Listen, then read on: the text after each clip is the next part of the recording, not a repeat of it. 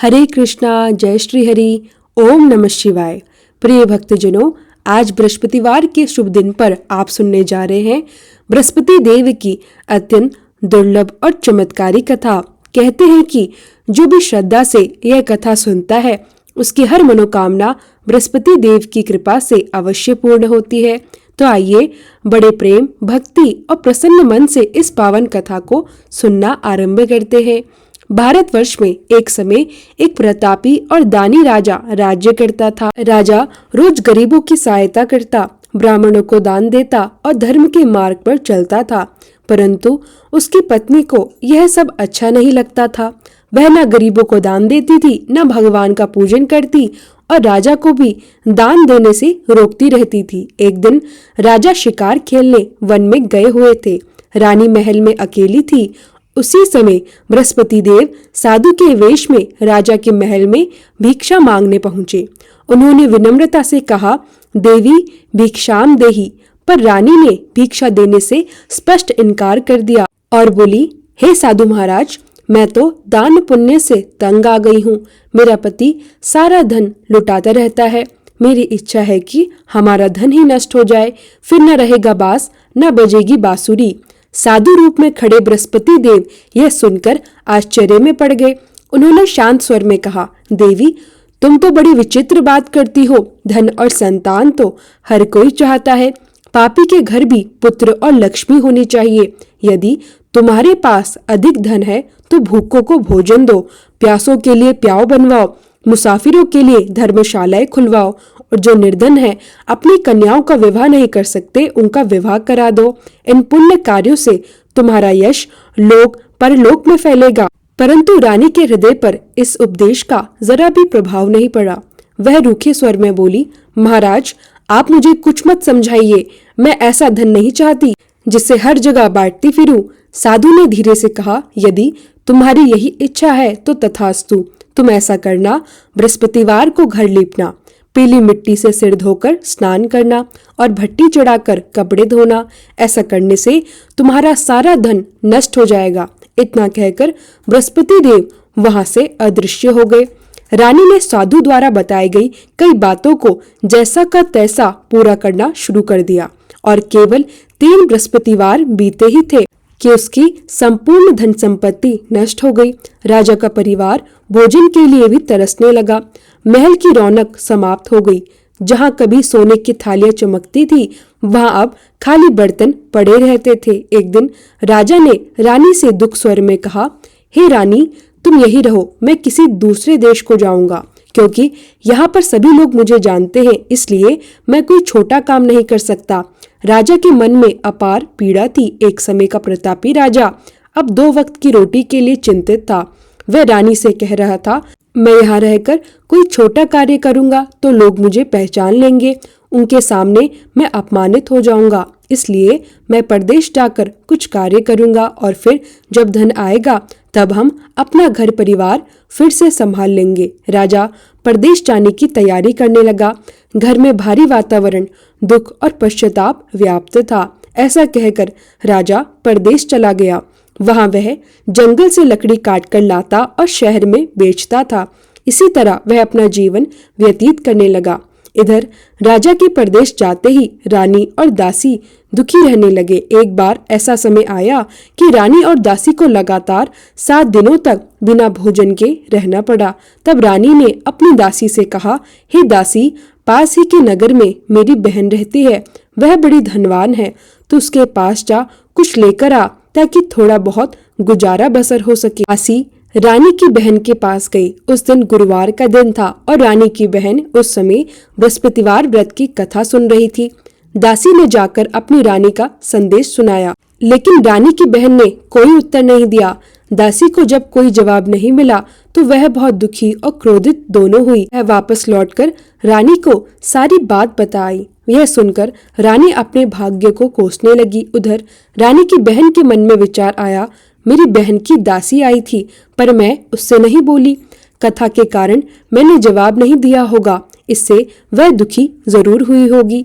कथा और पूजन समाप्त करने के बाद वह तुरंत अपनी बहन के घर आई और बोली, हे बहन, मैं बृहस्पतिवार का व्रत कर रही थी। तुम्हारी दासी मेरे घर आई थी, परंतु जब तक कथा चलती है तब तक न उठते हैं न बोलते हैं, इसी कारण मैं जवाब नहीं दे पाई। अब बताओ दासी क्यों आई थी? रानी बोली, बहन तुमसे क्या छुपाऊं, हमारे घर में खाने तक को अनाज नहीं है। यह कहते कहते रानी की आंखें भर आई। उसने दासी समेत पिछले 7 दिनों तक भूखे रहने की सारी बात अपनी बहन को विस्तार से बता दी। रानी की बहन बोली, देखो बहन, भगवान बृहस्पति सबकी मनोकामनाएं पूर्ण करते हैं। जरा जाकर देखो, शायद तुम्हारे घर में अनाज रखा हो। पहले तो रानी को विश्वास नहीं हुआ, लेकिन बहन के बार बार आग्रह करने पर उसने दासी को अंदर भेजा और सचमुच दासी को अनाज से भरा एक घड़ा मिला। यह देखकर दासी बहुत हैरान रह गई। दासी रानी से बोली, हे रानी, जब हमें भोजन नहीं मिलता तो हम व्रत ही तो करते हैं, तो क्यों ना इनसे व्रत और कथा की विधि पूछ ले, ताकि हम भी यह व्रत कर सके। तब रानी ने अपनी बहन से बृहस्पतिवार व्रत के बारे में पूछा।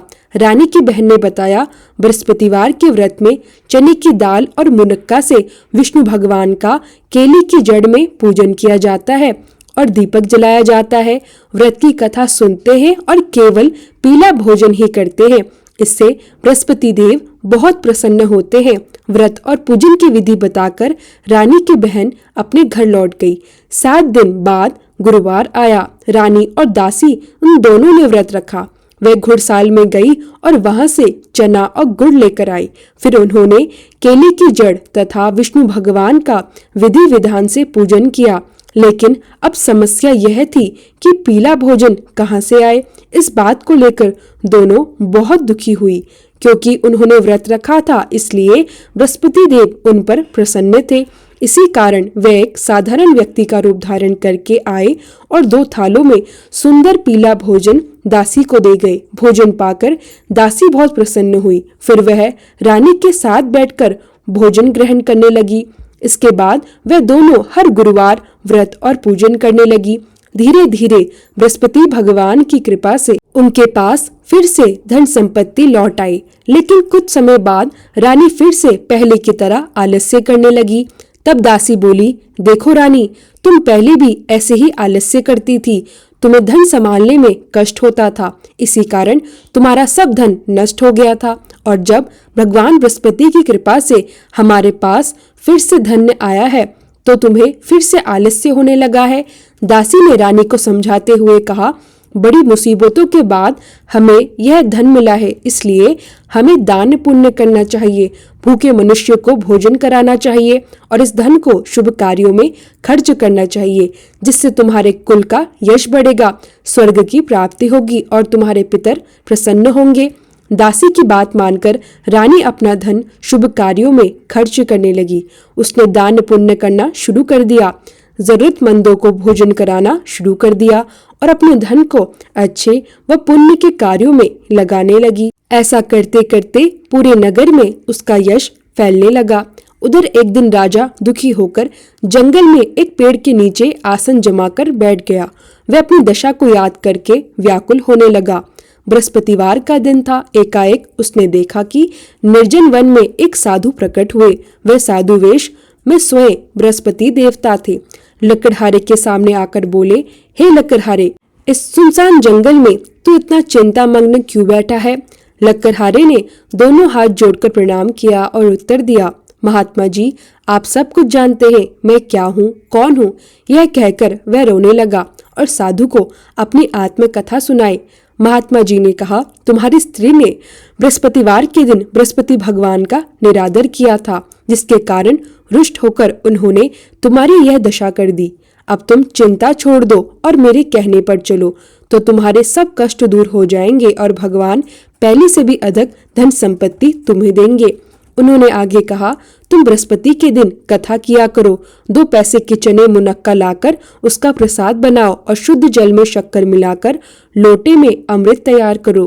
कथा के पश्चात अपने सारे परिवार और सुनने वाले प्रेमियों में अमृत व प्रसाद बांटकर स्वयं भी ग्रहण करो। ऐसा करने से भगवान तुम्हारी सभी मनोकामनाएं पूरी करेंगे। साधु के ऐसे वचन सुनकर लकड़हारा बोला, हे प्रभु, मुझे लकड़ी बेचकर इतना पैसा नहीं मिलता जिससे भोजन के उपरांत कुछ बचा सकूं। मैंने रात्रि में अपनी स्त्री को व्याकुल देखा है। मेरे पास कुछ भी नहीं जिससे मैं उसकी खबर मंगा सकूं, और फिर भी मैं बृहस्पति देव की कैसी कहानी सुनूं? क्या करूं? मुझे तो कुछ भी मालूम नहीं है। साधु मुस्कुराकर बोले, हे लकड़हारे, तुम किसी बात की चिंता मत करो। बृहस्पतिवार के दिन तुम रोजाना की तरह लकड़ियां बेचकर शहर को जाना। तुम्हें रोज से 2 गुना धन प्राप्त होगा, जिससे तुम भली भांति भोजन कर लोगे और बृहस्पति देव की पूजा का सामान भी आ जाएगा। फिर साधु ने कहा, बृहस्पति देव की कथा कुछ इस प्रकार है, तुम सुनो। प्राचीन काल में एक ब्राह्मण रहता था। वह बहुत निर्धन था। उसकी कोई संतान नहीं थी। उसकी स्त्री बहुत मलिनता के साथ रहती थी। वह ना स्नान करती, न किसी देवी देवता का पूजन करती। इससे ब्राह्मण देवता बड़ी दुखी थे। बेचारे बहुत कुछ कहते थे, किंतु उसका कुछ परिणाम नहीं निकला। भगवान की कृपा से ब्राह्मण की स्त्री के कन्या रूपी रत्न पैदा हुआ। कन्या बड़ी होने पर प्रातः स्नान करके विष्णु भगवान का जप और बृहस्पतिवार का व्रत करने लगी। अपने पूजन पाठ को समाप्त करके जब वह विद्यालय को जाती तो अपनी मुट्ठी में जौ भरकर ले जाती और पाठशाला के मार्ग में डालती जाती। तब वह जौ स्वर्ण के हो जाते और लौटते समय वह उन्हें बिनकर घर ले जाती। एक दिन वह बालिका सूप में उन सोने की जौ को फटक कर साफ कर रही थी कि उसके पिता ने देख लिया और बोले, हे बेटी, सोने की जौ के लिए सोने का सूप होना चाहिए। दूसरे दिन बृहस्पतिवार का दिन था।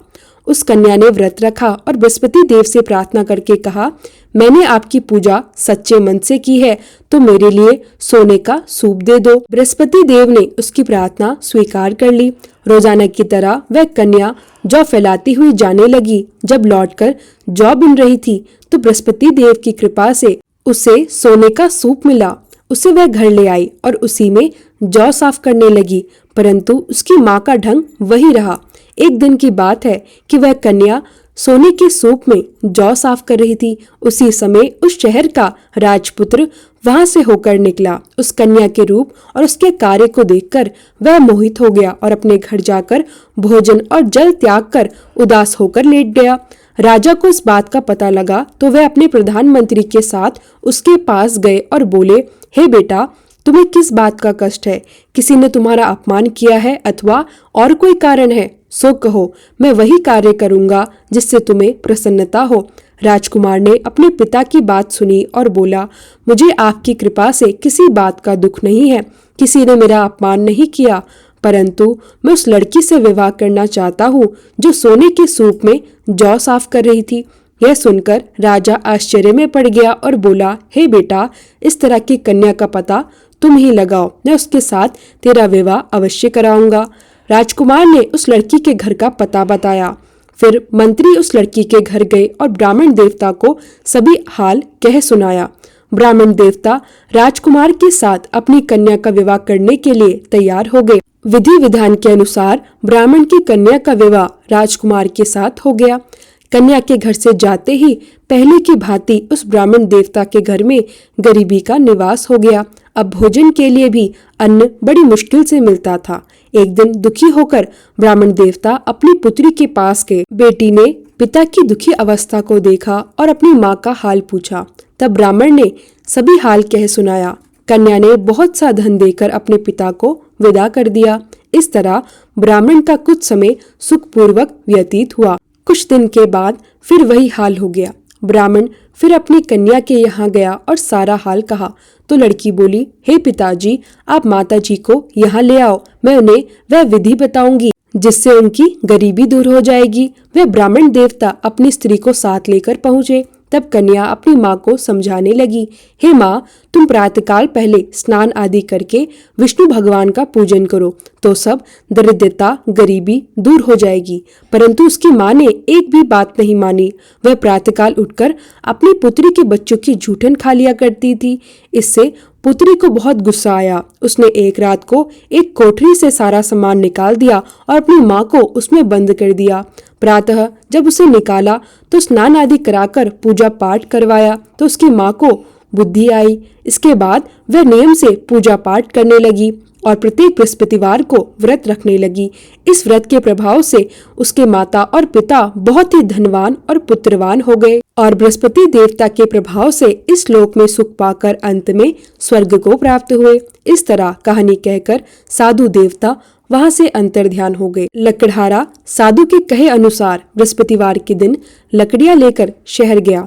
वह रोजाने की तरह अपना काम करने लगा, परंतु उस दिन उसे रोज से 2 गुना धन प्राप्त हुआ। इस प्रकार लकड़हारे ने भली भांति भोजन किया और बृहस्पति देव की पूजा का सामान भी ले लिया। उसने कथा के पश्चात 2 पैसे के चने और मुनक्का लाकर प्रसाद बनाया, शुद्ध जल में शक्कर मिलाकर लोटे में अमृत तैयार किया और अपने परिवार तथा सुनने वाले प्रेमियों में बांटा। स्वयं भी वह अमृत ग्रहण करता रहा।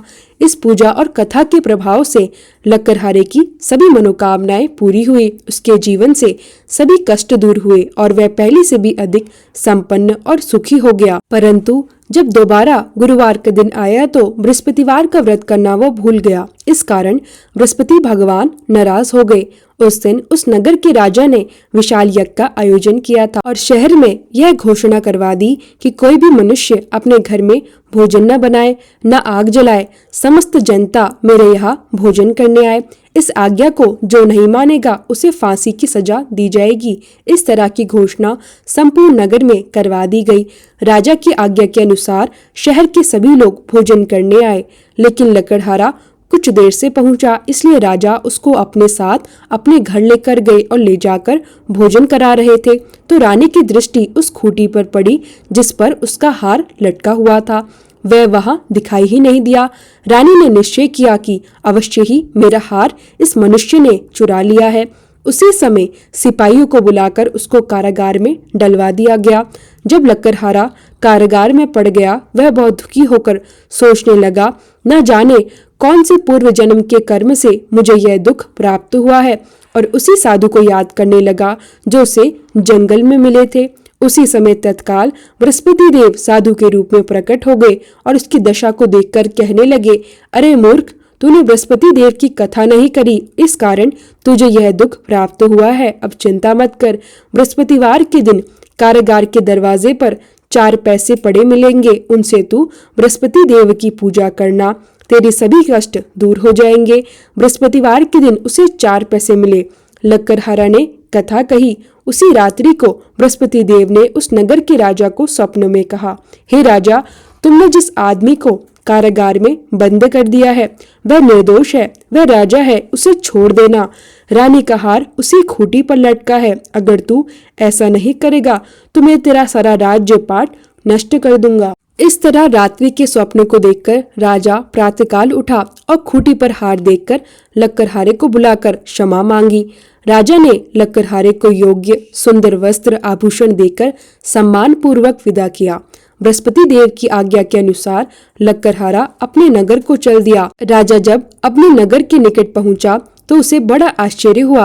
वह सोच में पड़ गया, क्योंकि नगर में पहले से भी अधिक सुंदर बाग दिखाई दे रहे थे। हर तरफ नए नए तालाब, साफ सुथरे कुएं और अनेक धर्मशालाएं व भव्य मंदिर बन गए थे। राजा यह सब देखकर चकित भी हुआ और मन ही मन सोचने लगा, यह सब अचानक यहाँ कैसे बन गए। राजा ने आश्चर्य से पूछ ही लिया, यह किसका बाग है, यह धर्मशालाएं और मंदिर किसने बनवाए हैं। तभी नगर के सभी लोग आदर पूर्वक कहने लगे, महाराज, यह सब आपकी रानी और उस दासी का कमाल है। यह सुनते ही राजा और भी हैरान रह गया। साथ ही उसके मन में थोड़ा क्रोध भी उत्पन्न हुआ। वह सोच उठा, यह दोनों मेरे जाने के बाद इतना धन कैसे पा गई। इसी बीच रानी को समाचार मिला कि राजा नगर में प्रवेश कर चुके हैं। यह सुनकर रानी ने घबराते हुए अपनी दासी से कहा, हे दासी, देखना, राजा जब हमें पहले छोड़कर गए थे तब हमारी कितनी बुरी हालत थी। अब कहीं ऐसा ना हो कि हमारी बदली हुई दशा देखकर वह लौट ना जाए, इसलिए तू दरवाजे पर खड़ी हो जा और उनका स्वागत करना। आज्ञा के अनुसार दासी तुरंत द्वार पर जाकर खड़ी हो गई। कुछ ही क्षणों बाद राजा वहां पहुंचे तो दासी ने उन्हें सम्मान पूर्वक आदर से लाई। राजा भीतर गए और रानी को देखते ही उनका मन क्रोध से भर उठा। उन्होंने कठोर स्वर में कहा, यह सब धन तुमको प्राप्त कैसे हुआ। इतनी संपत्ति कहाँ से आई? रानी ने विनम्रता से हाथ जोड़कर उत्तर दिया, महाराज, हमें यह सब धन बृहस्पति देव के इस व्रत के प्रभाव से प्राप्त हुआ है। उसी की कृपा से हमारी स्थिति अब बदल गई है। रानी की बात सुनकर राजा कुछ देर तक गहरी सोच में पड़ गया। उन्होंने मन ही मन निश्चय किया कि जब केवल 7 दिनों में किया गया यह व्रत इतना फलदायी है, तो यदि मैं इसे और नियम पूर्वक करूं तो निश्चित ही बृहस्पति देव अत्यंत प्रसन्न होंगे। राजा ने ठान लिया, सभी लोग तो केवल दिन में एक बार ही बृहस्पति देव का पूजन करते हैं, परंतु मैं प्रतिदिन दिन में 3 बार कहानी सहित व्रत करूंगा। मैं नियमित रूप से यह व्रत निभाऊंगा। इस तरह राजा ने दृढ़ निश्चय किया कि वह बृहस्पति देव की पूजा और व्रत पूरी श्रद्धा, भक्ति और अनुशासन के साथ करेंगे। रानी और नगर के लोगों ने भी राजा के इस निर्णय का स्वागत किया और पूरा नगर बृहस्पति देव की कृपा से सुख, शांति और समृद्धि से भर गया। अब हर समय राजा के दुपट्टे में चने की दाल बंधी रहती और दिन में 3 बार कहानी कहते। एक दिन रानी ने विचार किया कि चलो अपनी बहन के यहाँ हो आए। इस तरह निश्चय करके राजा घोड़े पर सवार होकर अपनी बहन के यहाँ को चलने लगा। मार्ग में उसने देखा कि कुछ आदमी एक मुर्दे को लेकर जा रहे हैं। उन्हें रोककर राजा कहने लगा, अरे भाइयों, मेरी बृहस्पति देव की कथा सुन लो। वे बोले, लो, हमारा तो आदमी मर गया है और इसको अपनी कथा की पड़ी है। परंतु कुछ आदमी बोले, अच्छा कहो, हम तुम्हारी कथा भी सुनेंगे। राजा ने दाल निकाली और जब कथा आधी हो गई तो मुर्दा हिलने लगा और जब कथा पूरी हो गई तो राम राम करके मनुष्य उठकर खड़ा हो गया। आगे मार्ग में उसे एक किसान खेत में हल चलाता मिला। राजा ने उसे देखकर कहा, अरे भैया, तुम मेरी बृहस्पतिवार की कथा सुन लो। किसान बोला, जब तक मैं तेरी कथा सुनूंगा तब तक 4 हरैया जोत लूंगा। जा अपनी कथा किसी और को सुनाना। इस तरह राजा आगे जाने लगा। राजा के हटते ही बैल पछाड़ खाकर गिर गए और किसान के पेट में बड़ी जोर का दर्द होने लगा। उसी समय उसकी माँ रोटी लेकर आई। जब उसने वह देखा तो अपने पुत्र के सब हाल पूछा और बेटे ने सभी हाल कह सुनाया। तो बुढ़िया दौड़ी दौड़ी उस घुड़सवार के पास गई और उससे बोली, मैं तेरी कथा सुनूंगी, तू अपनी कथा मेरे खेत पर चलकर कहना। राजा ने बुढ़िया के खेत पर जाकर कथा कही, जिसके सुनते ही बैल उठकर खड़े हो गए तथा किसान के पेट का दर्द भी ठीक हो गया। राजा अपनी बहन के घर पहुंचा। बहन ने भाई की खूब मेहमानी की। दूसरे दिन जब प्रातःकाल राजा जागा तो उसने देखा कि सब लोग भोजन कर रहे हैं। राजा ने अपनी बहन से कहा, ऐसा कोई मनुष्य है जिसने अभी तक भोजन न किए हो? मेरी बृहस्पतिवार की कथा सुन लो। बहन बोली, भैया, यह देश ऐसा है कि पहले यहाँ लोग भोजन करते हैं, बाद में अन्य काम करते हैं। अगर कोई पड़ोस में हो तो मैं देख आती हूँ। वह ऐसा कहकर देखने को चले गई, परंतु उसे कोई ऐसा व्यक्ति नहीं मिला जिसने अभी तक भोजन न किया हो। अतः वह कुम्हार के घर चली गई जिसका लड़का बीमार था और उसे मालूम हुआ कि उन्होंने 3 दिनों से भोजन नहीं किया है। रानी ने अपने भाई की कथा सुनने के लिए कुम्हार से कहा। वह तैयार भी हो गया। राजा ने जाकर बृहस्पतिवार की कथा कही, जिसको सुनकर उसका लड़का ठीक हो गया। अब तो राजा की प्रशंसा होने लगी। फिर एक दिन राजा ने अपनी बहन से कहा, हे बहन, हम अपने घर को जाएंगे, तुम भी तैयार हो जाओ। राजा की बहन ने अपनी सास से कहा तो सास ने कहा, हाँ चले जा, परंतु अपने लड़कों को मत ले जाना, क्योंकि तेरे भाई की कोई औलाद नहीं है। बहन ने अपने भैया से कहा, हाँ भैया, मैं तो चलूंगी, पर कोई बालक मेरे साथ नहीं चलेगा। तो राजा बोला, जब कोई बालक नहीं चलेगा तो तुम भी क्या करोगी? बड़े दुखी मन से राजा अपने नगर को लौट आया। राजा ने अपनी रानी से कहा, हम निर्वंशी हैं, हमारा मुंह देखने का धर्म नहीं है, और कुछ भोजन आदि नहीं किया। रानी बोली, हे प्रभु, बृहस्पति देव ने हमें सब कुछ दिया है, वह हमें औलाद भी अवश्य देंगे। उसी रात को बृहस्पति देव ने राजा से स्वप्न में कहा, हे राजा, उठो, सभी सोच त्याग दो, तेरी रानी गर्भ से है। राजा को यह बात सुनकर बड़ी खुशी हुई। 9वें महीने में उसके गर्भ से एक सुंदर पुत्र पैदा हुआ। तब राजा बोला, हे रानी, स्त्री बिना भोजन के रह सकती है, पर बिना कहे नहीं रह सकती। जब मेरी बहन आएगी तुम उससे कुछ मत कहना। रानी ने सुनकर हाँ कर दिया। जब रानी की बहन ने यह शुभ समाचार सुना तो वह बहुत खुश हुई और बधाई लेकर अपने भाई की वहां आई। तब रानी ने कहा, घोड़ा चढ़कर तो नहीं आई है, गधा चढ़कर आई है। राजा की बहन बोली, भाभी, मैं इस प्रकार ना कहती तो तुम्हें औलाद कैसे मिलती? बृहस्पति देव ऐसे ही हैं, जैसी जिसकी मनोकामनाएं होती है सभी को पूर्ण करते हैं। जो सद्भावना पूर्वक बृहस्पतिवार का व्रत करता है एवं कथा पढ़ता, कहता और सुनता है, दूसरों को सुनाता है, बृहस्पति देव उनकी सभी मनोकामनाएं पूरी करते हैं। बृहस्पति देव उनकी सदैव रक्षा करते हैं। जो संसार में सद्भावना और सच्चे हृदय से बृहस्पति देव का पूजन करते हैं उनकी सभी मनोकामनाएं अवश्य पूर्ण होती है। जैसे राजा और रानी ने बृहस्पति देव की कथा का गुणगान किया, उनकी सभी इच्छाएं बृहस्पति देव ने पूर्ण की। मनुष्य को हृदय से उनका मनन करते हुए जयकारा अवश्य भरना चाहिए। तो प्रेम से बोलिए बृहस्पति देव की जय, विष्णु भगवान की जय, समस्त देवी देवताओं की जय। अब सुनिए बृहस्पति देव की आरती।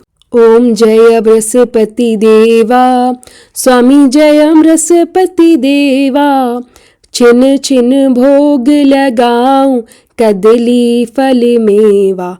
ओम जय बृहस्पति देवा, तुम पूर्ण परमात्मा, तुम अंतर्यामी, जगत पिता जगदीश्वर, तुम सबके स्वामी।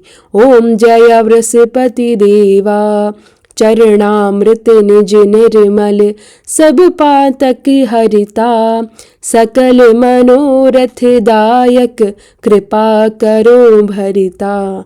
ओम जय बृहस्पति देवा, तन मन धन अर्पण कर, जो जन शरण पढ़े, प्रभु प्रकट तब होकर, आकर द्वार खड़े। ओम जय बृहस्पति देवा, दीन दयालि दयानिधि, भक्तन हितकारी, पाप दोष सब हरता, भव बंधन हारी। ओम जय बृहस्पति देवा, सकल मनोरथ दायक, सब संशय हारो, विषय विकार मिटाओ, संतन सुखकारी। ओम जय बृहस्पति देवा, जो कोई आरती तेरी प्रेम सहित गावे, जेठानंद आनंद कर, सो निश्चय पावे। ओम जय बृहस्पति देवा, स्वामी जय बृहस्पति देवा। प्रेम से बोले बृहस्पति देव की जय हो, विष्णु भगवान की जय हो।